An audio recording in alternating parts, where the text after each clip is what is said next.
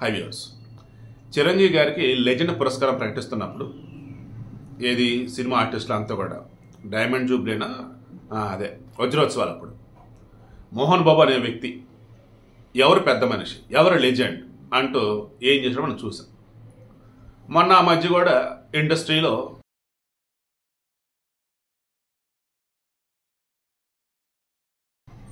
తెలుగు ఇండస్ట్రీకి ఎవరు పెద్ద, ఎవరు ముందు నడిపించేవాడు అన్నప్పుడు అక్కడ కూడా మోహన్ బాబు ఫ్యామిలీ నుంచి కొన్ని వార్తలు ఏవో బయటకు వచ్చిన మాటలు ఏవో వచ్చున్నాయి. ఇండస్ట్రీ అంటే ఎవరు పెద్దలేరు, అందరూ పెద్దలు అన్నట్టు రకరకాలుగా. కానీ డైమండ్ వజ్రోత్సవాలు జరుగుతున్నప్పుడు కానీ, మొన్న ఇండస్ట్రీకి పెద్ద ఎవరు అన్నప్పుడు కానీ, పలు సందర్భాలలో కూడా ఆనాడు పెద్ద ఎన్టీఆర్, ఆ తర్వాత దాసరి నారాయణరావు, ఆ తర్వాత చిరంజీవి. కావాలంటే క్రాస్ చెక్ చేసుకోండి. దాసరి నారాయణరావు మరణించిన తర్వాత ఎన్నో సందర్భాలలో ఇండస్ట్రీ తరఫున ఎవరితో మాట్లాడాలన్నా, ఏదైనా చేయాలన్నా ముందున్న ఒకే ఒక్కడు చిరంజీవి.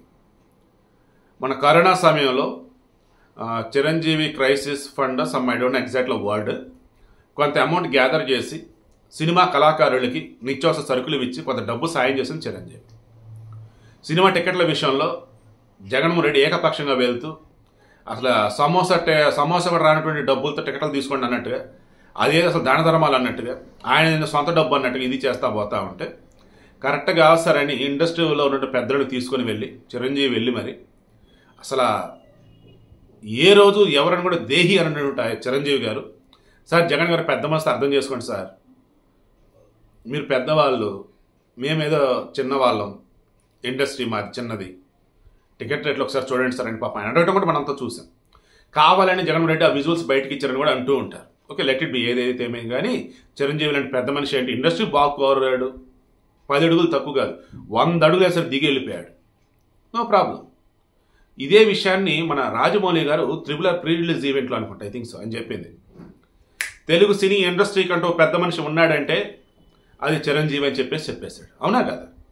సో ఇప్పుడు ఎంత ఎందుకు చెప్తున్నానంటే, మరలా ఎవరైనా చిరంజీవికి పద్మవిభూషణ్ అట, ఆయన అసలు అర్హుడా కాదా, ఆయనకి ఎందుకు ఇస్తున్నారు, ఏ సినీ ఇండస్ట్రీకి ఎవరైనా లేరా అని అంటారేమో, ఎక్కడ వెతుక్కుంటూ ఉంటారేమో, అందుకని క్లారిటీ ఇస్తున్నారు. చిరంజీవి గారికి ఇచ్చింది సినిమా ఇండస్ట్రీ అని కాదండి. మన కరోనా సమయంలో ఐ థింక్ సెకండ్ వేవ్ సమయంలో అనుకుంటా, ఆక్సిజన్ సిలిండర్ లేక, ఆక్సిజన్ ప్లాంట్లు లేక ఎన్నో చోట్ల కొన్ని వందల మంది పిట్టల రాలిపోతుంటే చూసి తట్టుకోలేక ఆయన ఆగ మేఘాల మీద చిరంజీవి ట్రస్ట్ నుంచి ముందు సిలిండర్లు పంపారు, ఆ తర్వాత ఆక్సిజన్ ప్లాంట్లు ఎస్టాబ్లిష్ చేశారు. మీకు తెలుసా, ఒక అరటిపండు ఎవరికైనా దానం ఇచ్చి ఫోటోలు పెట్టుకునే బ్యాచ్ ఉన్నటువంటి ఈ రోజులలో కొన్ని కోట్ల రూపాయలు చిరంజీవి గారు తన ట్రస్ట్ ద్వారా ఈ ఫండ్ ఏమంటారు, ఈ ప్లాంట్లు, ఆక్సిజన్ ప్లాంట్లు పెడతానికి వాడారు. అలాగే ఎన్నో చారిటీస్ అని చేస్తూనే ఉంటారు. కానీ ఎవరికి తెలియదు అంటే తెలిసినా సరే హైలైట్ చేయరు. మరి ఎందుకో మీడియా కానీ మిగతా జనం కానీ. ప్రాబ్లం ఏంటంటే చిరంజీవి అభిమానులు జనసేన వాళ్ళు ఉంటారు కదా మిగతా కొంతమంది, మరి వాళ్ళ చేత ఎందుకు ఇటువంటి హైలైట్ చేయరు, చిన్న చితకి ఏవో హడావుడి చేస్తూ ఉంటారు. సో ఇవి కేంద్రం గుర్తించింది, రాజకీయ నాయకులకు తెలుసుగా, ఆసుపత్రుల మేనేజ్మెంట్కి తెలుసుగా, ప్రభుత్వాలకు తెలుసుగా. ఎస్, అందుకే చిరంజీవి గారు మన తెలుగు ప్రజానికంలో ఈరోజు పద్మవిభూషణ్కి అర్హత సాధించారు. ఆయనతో పాటు మన ఉపరాష్ట్రపతి వెంకయ్యనాయుడు గారు, నో డౌట్ ఆయన కూడా డిజర్వ్ అయ్యారు. సో ఇక్కడ మెయిన్గా చిరంజీవి గారి గురించి నేను 2 విషయాలు చెప్పి వీడియోలో వచ్చేస్తాను.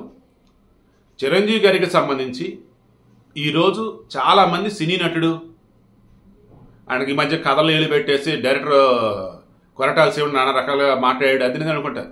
అవి సినిమాలు, అది వదిలేసేయండి. చిరంజీవి అనే వ్యక్తిగత ఒక శక్తి. అలా Chiranjeevi blood bank, I bank and charity activities ఎన్నో చేస్తూ ఉన్నాడు. అటువంటి పెద్ద విషయాల గురించి మాట్లాడకుండా సినిమాల గురించి, స్టోరీల గురించి, ఆ కామెంట్లు ఈ కామెంట్లు మాట్లాడుకుంటూ ఉన్నామంటే మన వాల్యూ కూడా దిగజారిపోతున్నట్లు లెక్క. అవి మాట్లాడుకుందాం, ఆ టాపిక్ వచ్చినప్పుడు మాట్లాడదాం. బట్ అసలు విషయాలు మాట్లాడకుండా అవే మాట్లాడుతూ కూర్చుంటే నేను అనేది అది. సో విషయం అర్థమైంది కదా. చిరంజీవి గారు చేస్తున్నటువంటి దాన ధర్మాలు, సేవా కార్యక్రమాలు ఇవన్నీ గుర్తించి సభాష్ చిరంజీవి అని కేంద్రం మెచ్చుకొని మన పౌర పురస్కారాలలో అత్యున్నతమైన పురస్కారం అన్నప్పుడు భారతరత్న, ఆ తర్వాత పద్మవిభూషణ్. ఆ పద్మవిభూషణ్ని మన చిరంజీవి గారికి ఇవ్వడం జరిగింది. ఇంకెవరికైనా డౌట్స్ ఉన్నాయా? ఇంకా ఎవరైనా భుజాలు తడుముకుంటూ నేను పెద్ద మనిషిని, నాకు అవార్డు వచ్చిందని చెప్పేసి అంటారా మన తెలుగులో? ఎవరైనా ఉన్నారా? కింద కామెంట్లో తెలియచేయండి.